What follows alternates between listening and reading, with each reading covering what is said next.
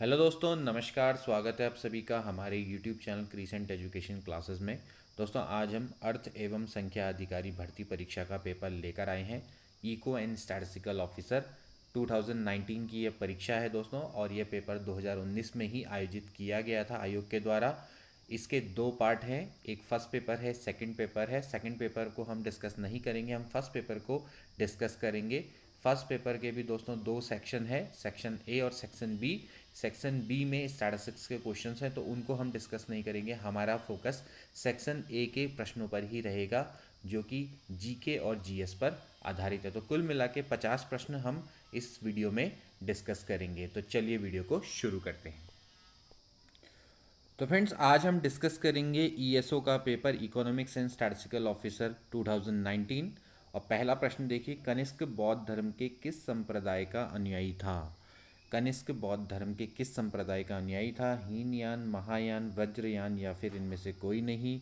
और अगर आपने हमारी हिस्ट्री की वीडियोस देखी हैं तो आपके लिए बहुत आसान आंसर है, इसका राइट आंसर है महायान। ठीक है, जब कनिष्क थे, कनिष्क के टाइम पर ही चतुर्थ बौद्ध संगीति, जिसको कि अंतिम बौद्ध संगीति भी माना जाता है, इसका आयोजन हुआ था।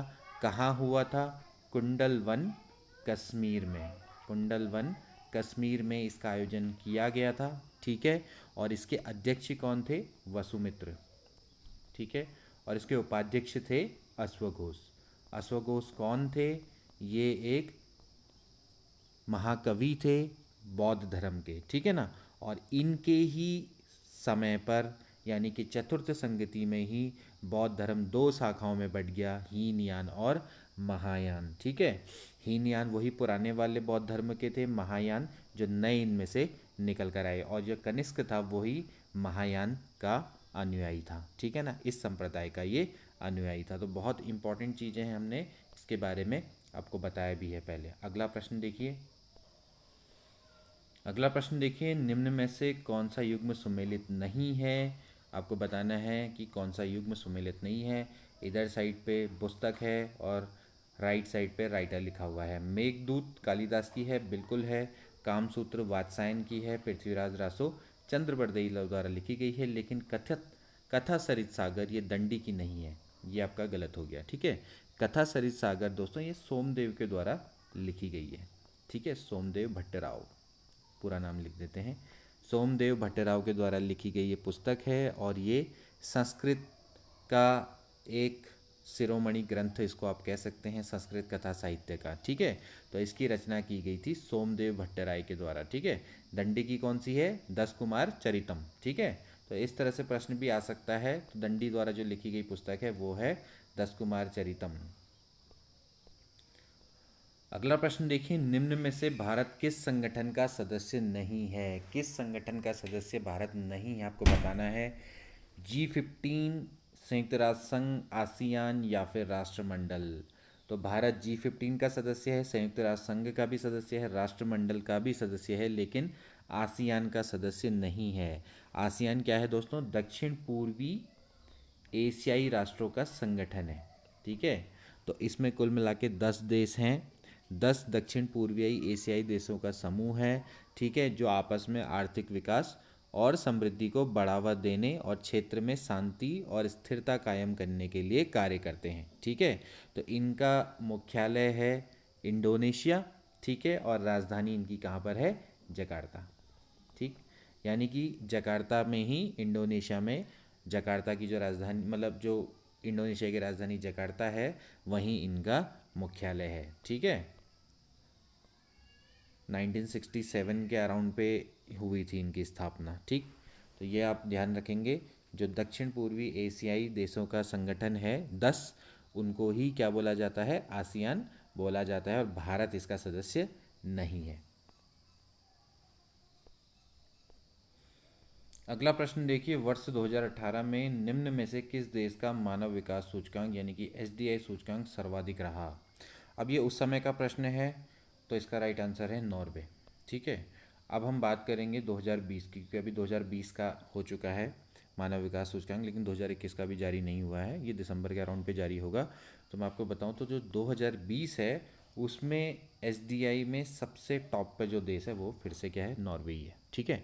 तो नॉर्वे की जो रैंकिंग है वो नंबर 1 है। तो अभी अगर आपके पास आंसर आए, क्वेश्चन आएगा कि 2020 में टोटल थे 189 देश, उसमें जिसकी रैंक 1 रही है वो किसकी रही है?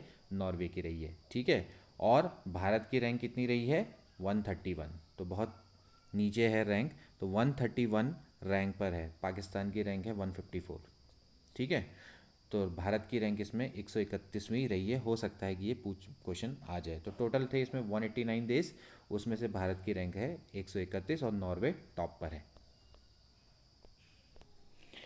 अगला प्रश्न देखिए, बहुआयामी निर्धनता सूचकांक में कितने सूचकों को शामिल किया गया है? अब देखिए, जो ये एसडीआई रिपोर्ट है, इसके अलावा बहुआयामी निर्धनता सूचकांक एक साथ ही जारी किए जाते हैं यूएनडीपी के द्वारा। ठीक है। यूएनडीपी यानी संयुक्त राष्ट्र विकास कार्यक्रम। ठीक है। ये यूनाइटेड नेशनल डेवलपमेंट प्रोग्राम के द्वारा जारी किए जाते हैं। तो ये भी आपको पता होना चाहिए क्योंकि इनसे रिलेटेड क्वेश्चन भी आ जाते हैं। ठीक है। तो 2020 का इंडेक्स भी जारी कर दिया गया है, वैश्विक बहुआयामी गरीबी सूचकांक। ठीक है। इसको क्या बोला जाता है generally? Global multi dimensional poverty index, यानी कि GMPI। इसको क्या बोलते हैं? GMPI। ठीक है। तो यहाँ पर उसी की हम बात कर रहे हैं। तो इसमें ये पूछ रहा है कि इसमें टोटल कितने सूचकों को शामिल किया जाता है, यानी कितने इंडिकेटर्स होते हैं। ठीक है। वैसे देखा जाए दोस्तों, जो डायमेंशन है पॉवर्टी की यानी गरीबी की, तो उसमें केवल देखा जाए तो 3 होते हैं। 3 मतलब आपके फैक्टर सेक्टर रहते हैं जहाँ पर हम देखते हैं। पहला होता है स्वास्थ्य। ठीक है। दूसरा होता है शिक्षा। ठीक है। और तीसरा होता है जीवन स्तर।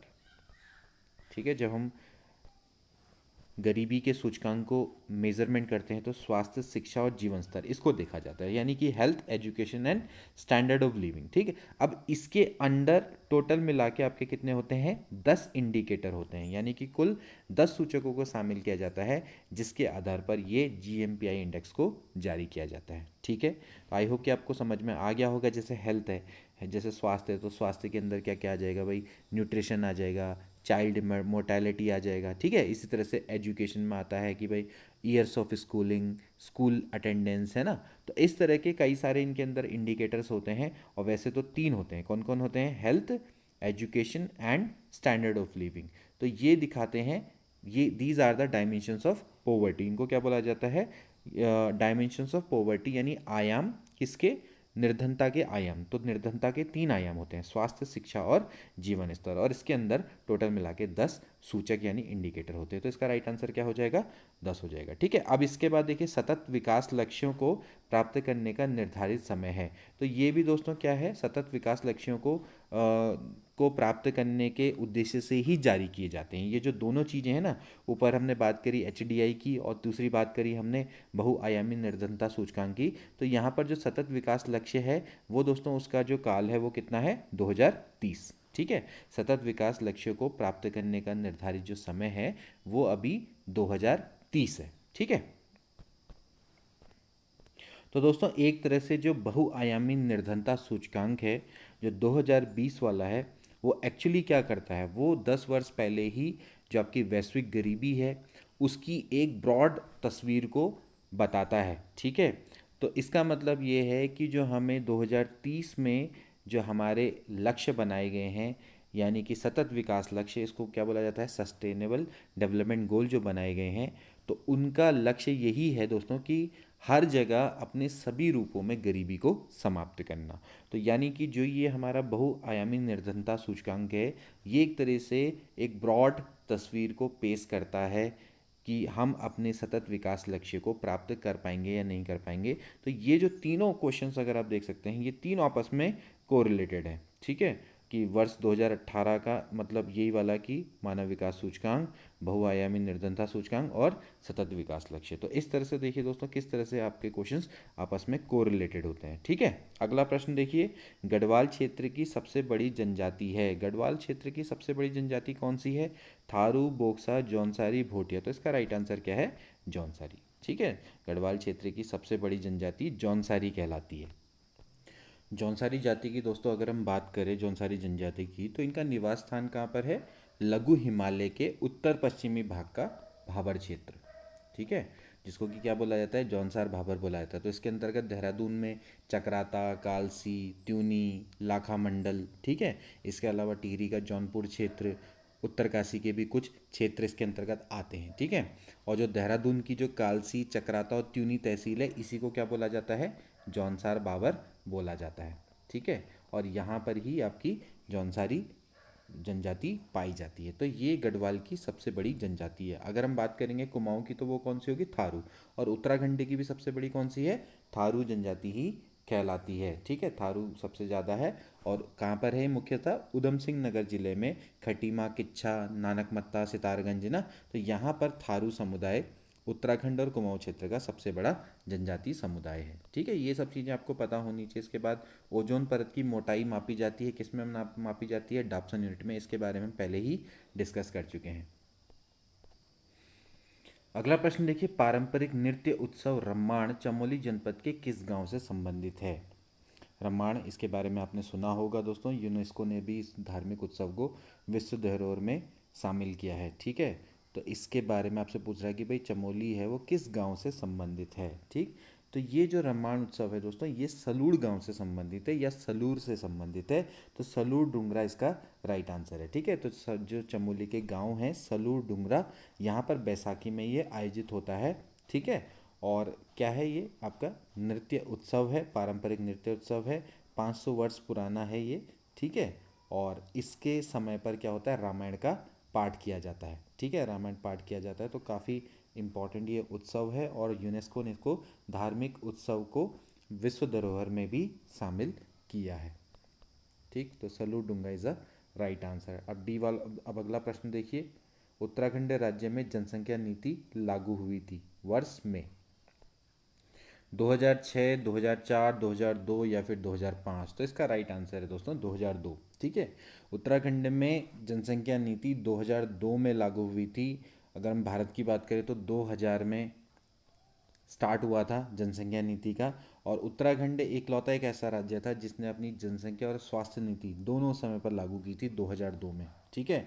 और आजकल देखा जाए तो उत्तराखंड में नई स्वास्थ्य नीति का मसौदा भी तैयार किया जा रहा है, ठीक है।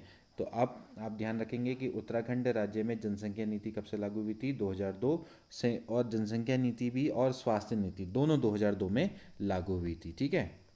एक प्रजाति को विलुप्त माना जाता है जब तक वह नहीं दिखाई देती, लगातार 20 वर्ष तक, लगातार 50 साल तक, लगातार 100 साल तक या फिर लगातार 35 साल तक। तो इसका राइट आंसर है, कोई प्रजाति अगर विलुप्त मानी जाएगी अगर वो 50 साल तक लगातार नहीं दिखाई देती है, ठीक है। अगला प्रश्न देखिए, खतलिंग ग्लेशियर का मुख्य स्रोत है, मतलब खतलिंग ग्लेशियर किसका मुख्य स्रोत है। तो ये भी काफ़ी बार रिपीट होने वाला प्रश्न है। तो इन चारों में से कौन सा ऑप्शन है दोस्तों इसका राइट, भिलंगना नदी, ठीक है ना। जो खतलिंग ग्लेशियर है यहाँ से भिलंगना नदी निकलती है, ठीक है। भिलंगना नदी आगे जाके कहाँ मिलती है, भागीरथी से मिलती है, जहाँ पर क्या बना है, टिहरी डैम बना है, ठीक है। भिलंगना नदी और भागीरथी नदी का जहाँ पर संगम होता है उसको क्या बोला जाता है, गणेश प्रयाग बोला जाता है, ठीक है। गणेश प्रयाग जो कि टिहरी में है, ठीक है। और वहीं पर ही टिहरी डैम बना है। अगला प्रश्न देखिए, डीडीटी के कीटनाशक गुणों की खोज पाउल मूलर ने 1939 में की थी, वह है, क्या है, प्राकृतिक कीटनाशक है, प्रथम पीढ़ी कीटनाशक है, द्वितीय पीढ़ी कीटनाशक है या फिर इनमें से कोई नहीं है। तो मैं आपको बताऊं दोस्तों, जो डीडीटी है इसको पहली बार 1874 में संश्लेषित किया गया था, ठीक है। फिर 1939 में स्विस के रहने वाले बायोकेमिस्ट थे पॉल हरमन मूलर, इन्होंने कीटनाशक के रूप में इसका उद्देश्य खोजा और इस खोज के लिए 1948 में मूलर को नोबेल पुरस्कार भी मिला था। तो ये द्वितीय पीढ़ी कीटनाशक के रूप में खोजा गया था, ठीक है। तो डीडी के कीटनाशक गुणों की खोज पाउल मूलर ने की थी, वह है द्वितीय पीढ़ी कीटनाशक, ठीक है। अगला प्रश्न देखिए, स्वचालित वाहन निर्वातक का सबसे खतरनाक धातु प्रदूषक है। स्वचालित वाहन निर्वातक का सबसे खतरनाक धातु प्रदूषक कौन सा है, कैडमियम है, मरकरी, तांबा या फिर सीसा जिसको कि लेड से बोला जाता है। तो इसका राइट आंसर है दोस्तों सीसा, लेड, ठीक है। यही सबसे खतरनाक धातु प्रदूषक है स्वचालित वाहन निर्वातक का, ठीक। तो संयुक्त राष्ट्र द्वारा मानवाधिकार और पर्यावरण का घोषणा पत्र तैयार किया गया था जेनेवा में, स्टॉकहोम में, रियो डी जेनेरियो में या फिर जोहान्सबर्ग में। तो इसका राइट आंसर है जेनेवा में, ठीक है ना। मानवाधिकारों की सार्वभौम घोषणा के बारे में हमने आपको बताया है। इसकी घोषणा कब की गई थी, 10 दिसंबर 1948 को, ठीक है। तो इसके द्वारा ही क्या बनाया जाता है, संयुक्त राष्ट्र के द्वारा मानवाधिकार दिवस बनाया जाता है 10 दिसंबर को। ठीक है, अगला प्रश्न देखिए, राष्ट्रीय हरित प्राधिकरण के प्रथम अध्यक्ष थे। राष्ट्रीय हरित प्राधिकरण के प्रथम अध्यक्ष कौन थे? Justice UD Salvi, justice Surya Narayan Naidu, justice स्वतंत्र कुमार या फिर लोकेश्वर सिंह पांटा। तो इसका राइट आंसर है लोकेश्वर सिंह पांटा। तो जस्टिस लोकेश्वर सिंह पांटा कौन थे दोस्तों? ये राष्ट्रीय हरित प्राधिकरण यानी कि एनजीटी, ठीक है, नेशनल ग्रीन ट्रिब्यूनल जिसको बोला जाता है, उसके ये प्रथम अध्यक्ष थे। और अभी की बात करें तो अभी कौन है? वो है आदर्श कुमार गोयल। ठीक है, ये भी आप याद करेंगे क्योंकि इससे रिलेटेड प्रश्न भी आ सकता है। तो अभी आदर्श कुमार गोयल हैं। ये क्या है? ये सुप्रीम कोर्ट के रिटायर्ड जस्टिस हैं। ये भी सुप्रीम कोर्ट के रिटायर्ड जस्टिस थे। और जनरली जो एनजीटी के अध्यक्ष होते हैं वो सुप्रीम कोर्ट से रिटायर्ड जस्टिस ही बनाए जाते हैं। ठीक है, अगला प्रश्न देखें। अगला प्रश्न देखिए दोस्तों, भारत के राष्ट्रपति के निर्वाचन हेतु निर्वाचक मंडल के सदस्य कौन कौन होते हैं? ये भी एक ऐसा प्रश्न है जो कि बार बार आता रहता है। तो भारत के राष्ट्रपति के निर्वाचन हेतु निर्वाचक मंडल के सदस्य कौन कौन होते हैं दोस्तों? ये होते हैं संसद के दोनों सदनों के निर्वाचित सदस्य, यानी कि लोकसभा और राज्यसभा के दोनों सदनों के निर्वाचित सदस्य, और दूसरा राज्य की विधानसभाओं के निर्वाचित सदस्य। ठीक है, तो इसमें इसके अलावा कौन कौन आ जाएंगे? एक तो राष्ट्रीय राजधानी क्षेत्र दिल्ली और पुडुचेरी। ठीक है ना, ये भी इसमें क्या लेते हैं, भाग लेते हैं। तो यानी कि इसका देखा जाए तो सी वाला ऑप्शन बिल्कुल करेक्ट बैठता है, संसद के दोनों सदनों के निर्वाचित सदस्य और राज्य विधानसभाओं के निर्वाचित सदस्य। ठीक है, ये आप याद रखेंगे क्योंकि ऐसे प्रश्न भी देखिए कभी कभार आ जाते हैं।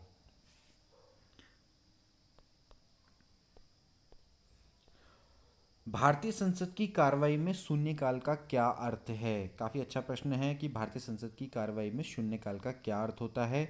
आपके सामने ऑप्शन दिए हुए हैं, प्रश्नकाल के अंत और दिवस की कार्यसूची के दूसरे कार्य का पूर्व का समय। प्रश्नकाल के पूर्वकाल का समय वह समय जब कोई विशेषाधिकार प्रस्ताव स्वीकार होता है या सत्र का पहला घंटा। तो फ्रेंड्स, अगर हम बात करें भारतीय संसद की कार्रवाई में, तो दो तरह की कार्रवाई होता है, एक होता है प्रश्नकाल, एक होता है शून्यकाल। ठीक है, प्रश्नकाल अगर हम बात करें लोकसभा की, तो देखिए जो शुरुआत का पहला घंटा होता है, ठीक है, जब शुरू होती है तो उसको प्रश्नकाल बोला जाता है। ठीक है, 11 बजे से लेके 12 बजे तक का जो समय होता है वो प्रश्नकाल कहा जाता है। ठीक है, तो इस प्रश्नकाल के दौरान पे क्या होता है कि जैसे प्रशासन है और सरकार के जो कार्य कर रही है, यानी कि उनके सांसद है, उनसे प्रश्न, उनके मंत्री हैं, उनसे सांसद क्वेश्चन पूछते हैं। ठीक है, उन प्रश्नों का भी क्या होता है, एक पैटर्न होता है। ठीक, लेकिन इसके बाद जो प्रश्नकाल के बाद जो अगला काल आता है वो शून्यकाल कहलाता है। अब जो शून्यकाल है इसमें भी दोस्तों प्रश्न पूछे जाते हैं। ठीक है, और लेकिन इसमें कोई निश्चित पैटर्न नहीं होता है। जैसे कि जो प्रश्नकाल होता है, प्रश्नकाल में क्या होता है कि निश्चित पैटर्न होते हैं, 3 तरह के इसमें सवाल पूछे जाते हैं, शॉर्ट नोटिस आदि के भी इसमें सवाल पूछे जाते हैं। लेकिन शून्यकाल की व्यवस्था अलग होती है, इसमें बगैर कोई फिक्स कार्यक्रम नहीं होता और महत्वपूर्ण मुद्दों पर इसमें चर्चा की जाती है। ठीक है, तो ये आप समझ लीजिए कि प्रश्नकाल में क्या होता है, बस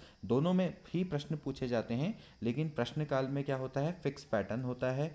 आप जो सरकार में जो मंत्री हैं उनसे, जो सांसद होते हैं जो कि सरकार में नहीं होते, वो मंत्री लोग वो सांसद लोग उनसे प्रश्न पूछते हैं और उनको जवाब देना होता है। 3 तरह के प्रश्न इसमें पूछे जाते हैं, जबकि शून्यकाल में ऐसा नहीं होता है। शून्यकाल में क्या होता है कि आपका कोई भी व्यवस्थित कार्यक्रम नहीं होता। तो इस तरह से इसका राइट आंसर क्या होना चाहिए, ए वाला, कि प्रश्नकाल के अंत और दिवस की कार्यसूची से पूर्व का जो काल होता है वही आपका क्या कहलाता है, शून्यकाल कहलाता है। ठीक है, तो लोकसभा में जो कार्रवाई का पहला घंटा होता है उसको क्या बोला जाता है, प्रश्नकाल बोलते हैं, और उसके बाद का जो काल होता है उसको क्या बोला जाता है, शून्यकाल बोला जाता है। ठीक है, ध्यान रखना कि लोकसभा में जो शून्यकाल है वो तब तक समाप्त नहीं हो जाता कि जब तक कि लोकसभा का उस दिन का एजेंडा खत्म नहीं हो जाता। तो इसीलिए यहाँ पर प्रश्नकाल के अंत और दिवस की कार्यसूची के दूसरे कार्य के पूर्व का समय को ही क्या बोला जाता है, शून्यकाल बोला जाता है।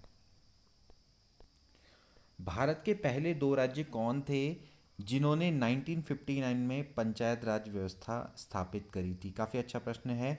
देखिए, हमें पहले के बारे में तो पता ही होगा कि भाई जो राजस्थान है देश का पहला राज्य था जहां पर पंचायती राज व्यवस्था को लागू किया गया था। इस व्यवस्था का शुभारंभ कब किया गया था, 2 अक्टूबर 1959 को किया गया था। ठीक है, नागौर जिले में पंडित जवाहरलाल नेहरू के द्वारा। ठीक है, इसके बाद इस योजना को 1959 में ही आंध्र प्रदेश में भी लागू किया गया था।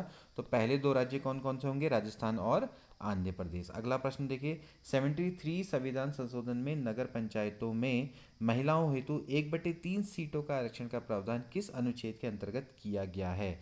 देखिए 243 अनुच्छेद सबको पता है, लेकिन 243 अनुच्छेद के अंतर्गत महिलाओं के लिए 1/3 यानी कि 1/3 सीटें उनके लिए आरक्षित रहेंगी।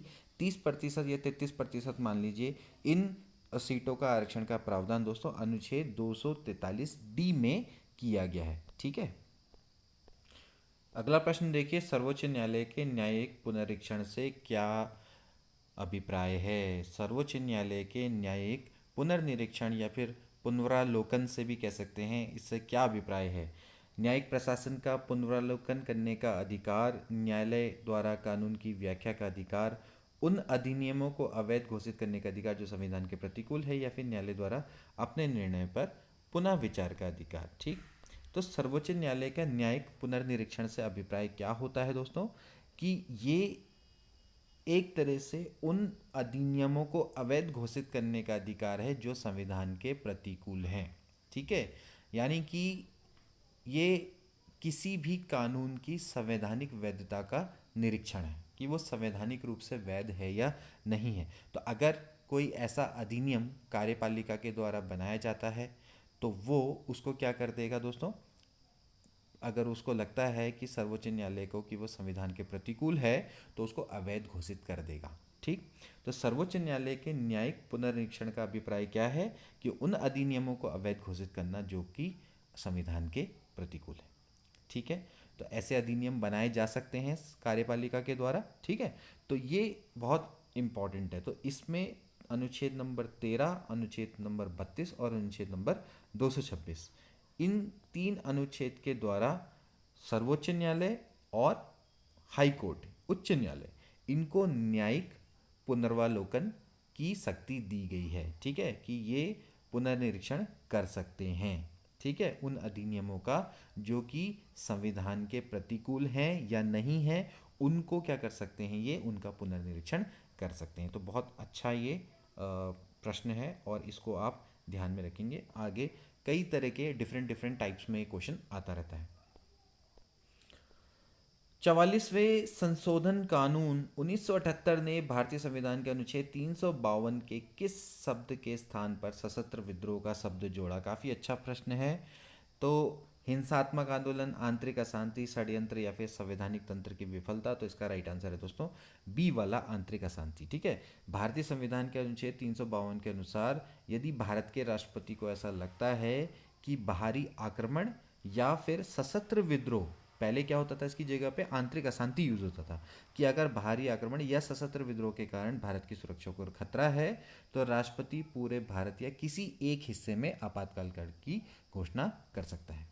ठीक है, और बाद में ये घोषणा राष्ट्रपति के द्वारा रद्द भी की जा सकती है। तो पहले होता था कि भाई बाह्य आक्रमण या फिर आंतरिक अशांति, तो अब आंतरिक अशांति को इन्होंने सशस्त्र विद्रोह बना दिया है 44वें संविधान संशोधन 1978 के द्वारा। ठीक है, अगला प्रश्न देखिए, सिम का पूरा स्वरूप क्या है? सिम जो आप फ़ोन में अपने यूज़ करते हैं। ठीक है, तो सिम का पूरा स्वरूप क्या है? तो क्या है? Subscriber identity module. तो यानी कि ए वाला ऑप्शन इसका करेक्ट है, सब्सक्राइबर्स आइडेंटिटी मॉड्यूल। ठीक है, अगला प्रश्न देखिए, फायरवॉल का मुख्य कार्य आने एवं जाने वाले नेटवर्क ट्रैफिक को, अब देखो ये फायरवॉल हम किसके लिए यूज़ करते थे? सुरक्षा के लिए। तो भाई हमने आपको पहले भी ये क्वेश्चन करवाते हैं, लेकिन इस बार इससे थोड़ा सा डिफरेंट तरीके से क्वेश्चन आया, तो डी वाला ऑप्शन आना चाहिए, क्योंकि सुरक्षा का मतलब वही है ना। तो फायरवॉल का मुख्य कार्य आने व जाने वाले नेटवर्क ट्रैफिक का निगरानी और नियंत्रण करना होता है। अब अगला प्रश्न देखिए, अब भी हमने इस प्रश्न को डिस्कस किया था पिछले ACF वाले पेपर में। HTML का पूरा रूप क्या है? उसमें पूछा था कि भाई किसी वेब पेज को बनाने के लिए हम किसका यूज़ करते हैं? तो वेब पेज के लिए HTML का क्या होता है? फिर मैंने आपको बताया था कि इसका फुल फॉर्म क्या होता है। तो क्या होता है?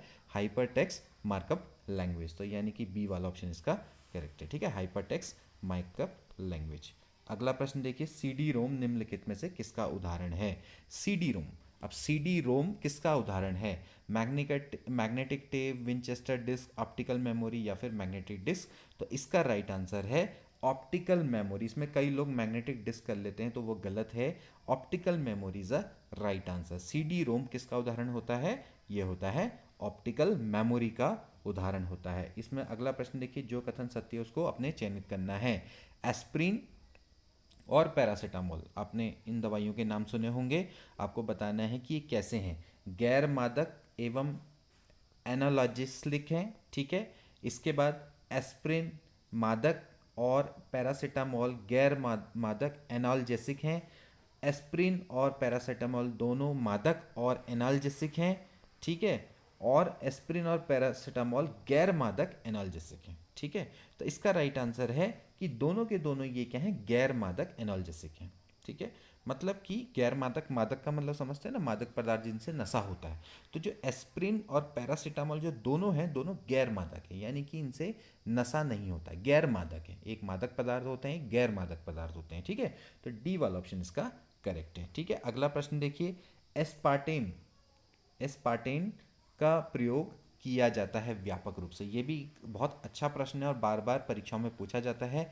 एस्पार्टेम का व्यापक रूप से प्रयोग क्यों किया जाता है? इसका प्रयोग दोस्तों होता है कृत्रिम मिठास के लिए। जो हम आर्टिफिशियल मिठास होती है स्वीटनर के लिए ना, जो कृत्रिम मिठास कई जैसे हम कोई कई वस्तुएं बनाई जाती हैं उपभोग के लिए, ठीक है।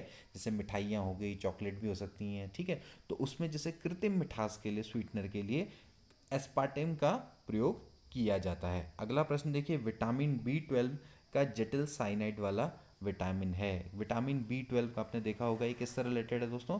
ये है कोबाल्ट से रिलेटेड, ठीक है। तो विटामिन B12 का जटिल साइनाइड वाला विटामिन जो है वो कौन है? कोबाल्ट है। बहुत ज़्यादा ये प्रश्न पूछा जाता है। अब देखिए एक और प्रश्न जो कि रिपीट हो गया, अम्लीय वर्षा का पीएच होता है। तो इसके बारे में अभी हमने डिस्कस किया था कुछ ही। हमारे देखिए, आप अगर हमारे क्वेश्चंस पेपर को फॉलो कर रहे होंगे तो आपको देख रहे होंगे कि इस तरह से क्वेश्चंस डायरेक्टली इनडायरेक्टली रिलेट होते हैं। तो अम्लीय वर्षा का पीएच कितना होता है? 5.6 से कम होता है। अगला प्रश्न देखिए, एड्स का विषाणु निम्न में से कौन सी कोशिका को नष्ट करके रोग प्रतिरोधक क्षमता को कम करता है? तो कौन सी कोशिका को नष्ट करता है दोस्तों? वो टी कोशिका को नष्ट करता है, जो कि CD4+ कहलाती हैं, ठीक है। टी कोशिका एक CD8+ होती हैं, एक CD4+ होती हैं। तो CD4+ कोशिकाओं को ये नष्ट करके हमारी रोग प्रतिरोधक क्षमता को कम करता है, ठीक है। अगला प्रश्न देखिए, एथलीट फुट यानी कि टीनिया पेडिस, ठीक है। इसमें क्या होता है कि जो आदमी का फुट होता है वो बहुत बुरी तरह से सूज जाता है, बहुत बड़ा हो जाता है, तो हाथी के पैर की तरह दिखता है, तो उसको एथलीट फुट रोग बोला जाता है। तो किसके कारण होता है दोस्तों? ये होता है फंगस फफूंद के कारण यह होता है, ठीक। बीच में काफ़ी चर्चा में भी रहा था ये।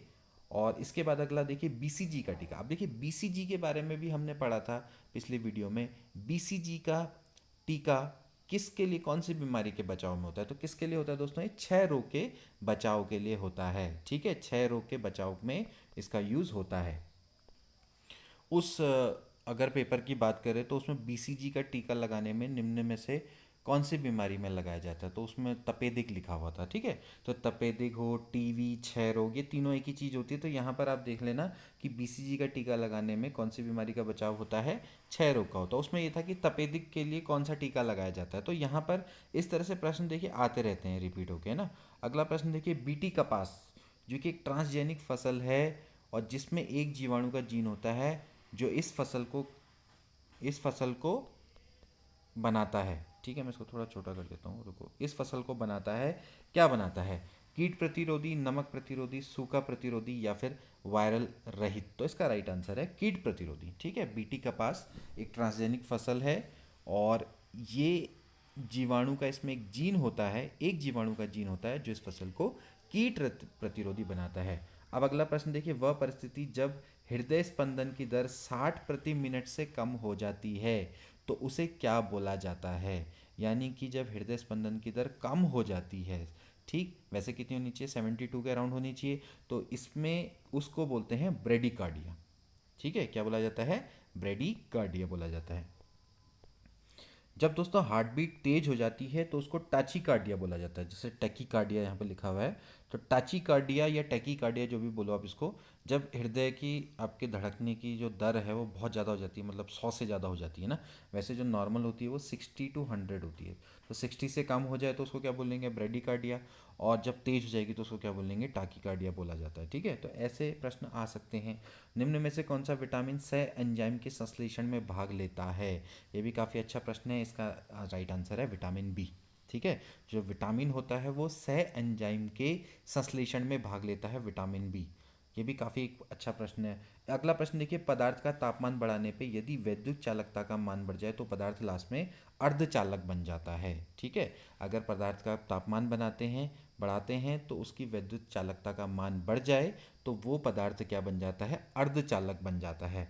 अगला प्रश्न देखिए, परमाणु की खोज किसके द्वारा की गई थी? परमाणु की खोज madam Curie, James Chadwick, Rutherford या फिर जॉन डाल्टन? तो ये भी एक बड़ा अच्छा प्रश्न है। इसमें भी काफ़ी लोग को दिक्कत आती है, कई लोग रदरफोर्ड कर देते हैं, लेकिन रदरफोर्ड गलत है। इसका राइट आंसर है जॉन डाल्टन। ठीक है, जॉन डाल्टन के द्वारा ही परमाणु की खोज की गई थी। इन्होंने अपना एक परमाणु का सिद्धांत, डाल्टन सिद्धांत भी निकाला था 1803 में। तो ये भी काफ़ी इंपॉर्टेंट है। परमाणु की खोज जॉन डाल्टन के द्वारा की गई थी। रदरफोर्ड के द्वारा दोस्तों न्यूक्लियस की खोज की गई थी, नाभिक की खोज की गई थी। ठीक है, अब प्रोटॉन की खोज किसके द्वारा की गई थी? गोल्डस्टीन के द्वारा की गई थी। जबकि जेम्स चैडविक हैं, इन्होंने न्यूट्रॉन की खोज की थी। ठीक है, ऐसे कई सारे प्रश्न आ जाते हैं जो फिर बाद में दिक्कत करते हैं। ठीक है, इसके अलावा जो जे टॉमसन है, उन्होंने इलेक्ट्रॉन की खोज की थी। ठीक है, और ऐसे ही जो मैडम क्यूरी हैं, मैडम क्यूरी के द्वारा क्या की गई थी? रेडियोधर्मिता की खोज की गई थी। तो ये कुछ ऐसे प्रश्न हैं फिजिक्स के जो लगातार आते रहते हैं और इनको आपको ध्यान में रखना पड़ेगा। ठीक है, अगला प्रश्न देखिए, जड़त्व का नियम कौन क्या कहलाता है?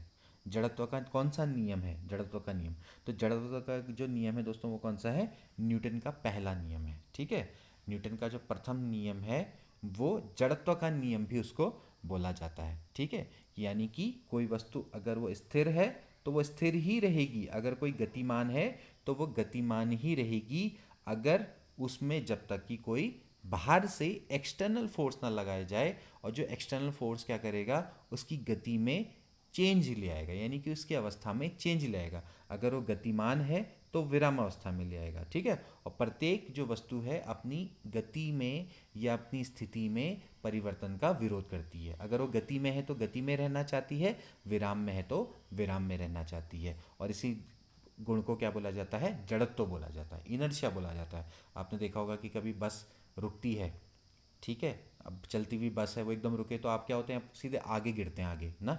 और या फिर अगर आप बस में खड़े हैं, बस एकदम से आगे को बढ़े तो आप पीछे की ओर को जाते हैं। क्यों होता है ऐसा? ये इसी कारण से होता है, क्योंकि आप जब बस रुकती है तो आपकी बॉडी क्या होती, गति की अवस्था में होती है। तो आपकी बॉडी गति की अवस्था में रहना चाहती है, लेकिन आपके पाँव बस के संपर्क में है तो आपके पाँव तो क्या हो गए, विराम अवस्था में आ गए। बस रुक गई, विरामावस्था में आ गए, लेकिन आपका ऊपर का शरीर गति की अवस्था में ही है, तो इसलिए आप कहाँ की ओर को गिरते हैं, आगे की ओर को गिरते हैं जब बस एकदम से रुकती है। इसी तरह से जब बस एकदम से आगे को बढ़ती है तो आप पीछे की ओर को जाते हैं। क्यों जाते हैं? क्योंकि आपकी गति, आपकी बॉडी उस समय पे विराम अवस्था में रहती है। तो इसको न्यूटन का जड़त्व का नियम बोला जाता है। तो ये प्रत्येक वस्तु क्या होती है, अपनी स्थिति परिवर्तन का विरोध करती है, जिसको कि जड़त्व बोला जाता है, उसके अंतर्गत ये गुण होता है। अगला प्रश्न देखते हैं आगे जाके। अगला प्रश्न देखिए, नीति आयोग प्रतिवेदन 2018 के अनुसार कौन सा जिला देश का सबसे पिछड़ा हुआ जिला है? तो इसका राइट आंसर है मेवात। ठीक है, उस समय का तो हरियाणा का मेवात था। और वैसे देखा जाए तो हर महीने रैंकिंग जारी होती है, तो हर महीने के अनुसार आप इसको चेक करते रहना। तो अभी जब जून की रैंकिंग आई थी तो जून की रैंकिंग में जो मणिपुर का चंदेल जिला है, ठीक है, वो सबसे पिछड़ा हुआ था। ठीक, 112 पिछड़े हुए जिलों में से 112 जिलों में रैंकिंग की जाती है, तो उसमें सबसे ज़्यादा चंदेल था। फिर उसके बाद यूपी का शायद सोनभद्र, ये भी अपने आप में सबसे पिछड़ा हुआ जिला है। ठीक है, तो आप इसको लगातार देखते रहना, तो उस पर बेस्ड क्वेश्चन आ सकता है। ठीक है, अब हो सकता है कि भाई आपसे जून का ही पूछ ले कि जून में क्या था। ठीक, तो जून का की सूची अगर देखी जाए तो उसमें था चंदेल, जो कि देखा जाए पूर्वोत्तर भारत का एक ज़िला है। तो पूर्वोत्तर भारत में का ज़िला आना भी एक बहुत बड़ी बात है। चंदेल ज़िला जो कि कहाँ पर है, मणिपुर में। ठीक है, उत्तर भारत के तो आते रहते हैं यूपी के। अगला प्रश्न देखिए, मार्च 2018 में आरंभ किए गए दुनिया के सबसे बड़े क्रूज शिप का नाम क्या है? तो दुनिया का सबसे बड़ा क्रूज शिप, उसका नाम क्या था दोस्तों? ये था सिम्फनी ऑफ द सीज। ठीक है, symphony of the seas March 2018 में आरंभ किए गए दुनिया का सबसे बड़ा क्रूज शिप है सिम्फनी ऑफ द सीज। इससे पहले दोस्तों हारमनी ऑफ द सीज था सबसे बड़ा, जो दुनिया का सबसे बड़ा क्रूज था। अब सिम्फनी ऑफ द सीज है। ठीक है। ऑस्कर 2019 में भारत की आधिकारिक एंट्री के रूप में किस फिल्म का चुनाव किया गया? अब ऑस्कर 2019 का तो मतलब नहीं है, विलेज रॉकस्टार थी। 2021 का सुन लो। 2021 में जो अभी भारत की ऑफिशियल एंट्री हुई है वो है जल्लीकट्टू की। ठीक है, जल्लीकट्टू ये एक मलयालम फिल्म है और इसको भारत की तरफ से ऑफिशियली भेजा गया है ऑस्कर के लिए। ठीक है, इससे पिछले साल 2020 में गली बॉय भेजी गई थी। ठीक, तो अभी 2021 के लिए जल्लीकट्टू, ऑस्कर 2021 के लिए भारत की ऑफिशियल एंट्री दी गई है। ठीक है, अब अगला प्रश्न देखें। अगला प्रश्न देखिए भाई, सन 2018 में संतोष ट्रॉफी किस राज्य ने जीती? अब सन 2018 की बात है तो उस समय तो केरल ने जीती थी। 2019 की बात करें तो सर्विसेज ने जीती थी। ठीक है, अभी भी वही डिफेंडिंग चैंपियन है, क्योंकि 2020 का तो जो फाइनल है वो कोरोना के कारण स्थगित हो गया था। ठीक है, ये मिजोरम में होने वाला था, आइजल में। और 2021 का भी हुआ नहीं है, नवंबर में शुरू होगा। ठीक, तो अभी फ़िलहाल देखा जाए तो सर्विसेज इसका राइट आंसर। 2019 का तो अभी डिफेंडिंग चैंपियन वही है। ठीक है, सर्विसेज। अब अगला प्रश्न देखिए, निम्नलिखित में से किस देशांतर रेखा को पार करने पर एक यात्री एक दिन और एक तिथि को बढ़ा या घटा देता है? ये भी अच्छा प्रश्न है। तो कौन होता है दोस्तों? वो होता है 180 डिग्री देशांतर, है ना। 180 डिग्री देशांतर के बारे में हमने आपको बताया था, अंतर्राष्ट्रीय तिथि रेखा के नाम से भी इसको जाना जाता है। तो 180 डिग्री देशांतर में पार करने के बाद यात्री एक दिन तथा एक तिथि को बढ़ा या घटा देता है। ठीक है, अगला प्रश्न देखिए, निम्न में से किसने फसल विविधता का सूचकांक दिया था? गिब्स मार्टिन, मोहम्मद सफ़ी, जे एच वॉन थ्यूनन या फिर जेसी वीवर? तो इसका राइट आंसर है गिब्स मार्टिन के द्वारा ये दिया गया था। अगला प्रश्न देखिए, यूएनडीपी द्वारा तैयार किए गए मानव विकास सूचकांक में निम्न सूचकों में से कौन सा एक सूचक नहीं है? तो देखिए, कितने सारे प्रश्न मानव विकास सूचकांक से भी आते रहते हैं और अभी हमने इसके बारे में डिस्कस भी किया था। मानव विकास सूचकांक के बारे में अगर हम बात करें दोस्तों, तो यूएनडीपी के द्वारा जारी किया जाता है। इसमें 3 सूचक हैं, लाइफ एक्सपेक्टेसी, साक्षरता दर और प्रति व्यक्ति आय। इसमें शिशु मृत्यु दर नहीं है, तो डी वाला ऑप्शन इसका करेक्ट है कि ये इसमें से एक सूचक नहीं है। ठीक है, अगला प्रश्न देखिए, निम्न ऊर्जा के स्रोतों में से कौन सा परंपरागत ऊर्जा का स्रोत नहीं है? जो परंपरागत नहीं है, तापीय ऊर्जा, जल विद्युत ऊर्जा और दाबित या फिर कंप्रेस्ड प्राकृतिक गैस, ये सभी दोस्तों पारंपरिक ऊर्जा के स्रोत हैं। भूतापीय ऊर्जा ये परंपरागत ऊर्जा का स्रोत नहीं है।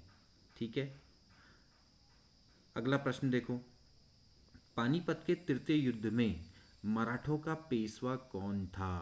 पानीपत का तृतीय युद्ध सभी लोग जानते हैं इसके बारे में। उसमें आपको बताना है कि मराठों का पेशवा कौन था।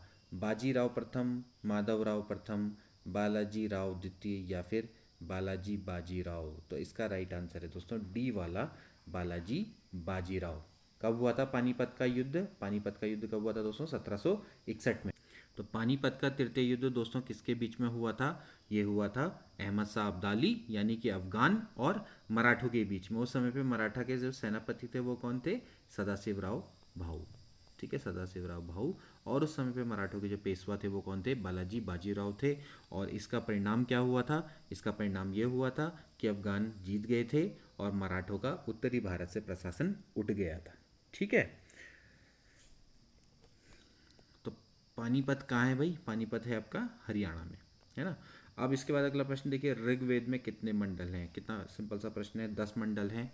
अभी हम लोग जो हिस्ट्री की सीरीज चला रहे हैं उसमें सभी आपको मिल जाएगा। अब अगला प्रश्न देखिए, उत्तराखंड में स्थित निम्न स्थानों में से कौन सा स्वाधीनता संग्राम से संबंधित नहीं है? खुमाड़, देघाट, खटीमा या फिर सालम? तो इसका राइट आंसर क्या है दोस्तों? खटीमा। ठीक, अब कई लोग क्या होंगे, खटीमा को बोलेंगे कि वो स्वाधीनता संग्राम से संबंधित है। वो स्वाधीनता संग्राम से संबंधित नहीं है।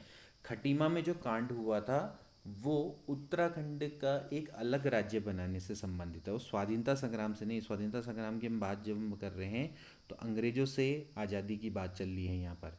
जो खटीमा कांड हुआ था, खटीमा कांड हुआ था दोस्तों, ये हुआ था किसके लिए? 1 सितंबर 1994 को जो ये कांड हुआ था, ये उत्तराखंड को अलग राज्य बनाने से संबंधित था। ठीक है ना?